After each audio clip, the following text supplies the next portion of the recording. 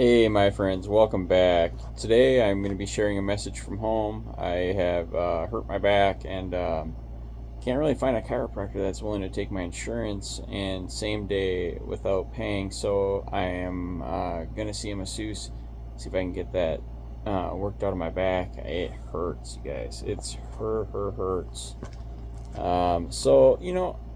Regardless of that, I'm sitting here studying, and I'm studying my 12-step devotional. And a good way to get out from under some of your daily problems is to stop reacting to everything that occurs. Some of us have a constant drive to do something about everything that happens. I'm like that. Everything that someone says to us. But there is a time to act, of course. But the action should be based on careful thinking out of the factors, both good and bad. Okay? It should not be triggered by every wind that blows. When something displeases us, it isn't a threat to our lives, our safety, or anything important. Excuse me. And when something displeases us, it isn't a threat to our lives, our safety, or anything important. If we keep it in perspective, it will help us to let it go.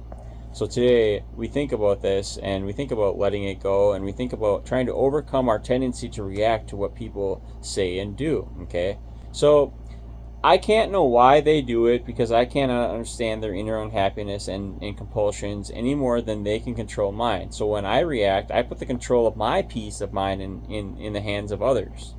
My serenity is under my control, and I will not relinquish it for trivial occurrences or happenances. Okay, so I pray for the tolerance, that's the key word, and the wisdom to avoid reacting to what other people say and do, and that's in an Al-Anon book that I read and study from frequently. But I'm reading in here in Peter, 1 Peter 4, 1 through 4, and it directly applies to our recovery, because we probably came into this recovery because we had enough of our drinking and drugging and our habits.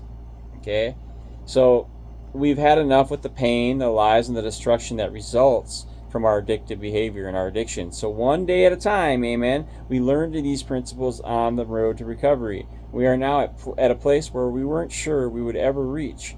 Step 12, amen. So now we are encouraged to share the message with others, even though not everyone will welcome it. And I can guarantee you, and I can assure you that not a lot will. Okay?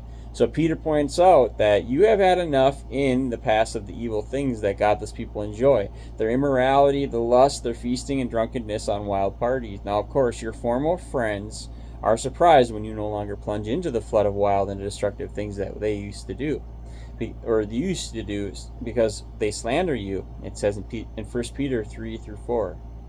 So Jesus says this: you can enter God's kingdom only through the narrow gate. The highway to hell is broad and the gate wide for many who choose the way, but the gateway to the life is very narrow and the road is difficult to only a few who ever find it. In Matthew 7:13 through 14.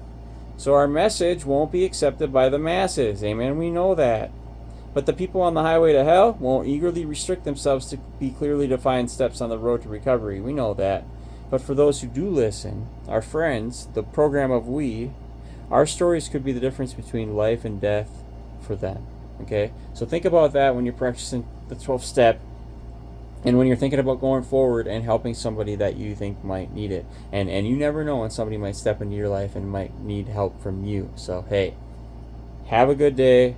Stay safe and sober out there. If you need anything, please reach out. God bless you.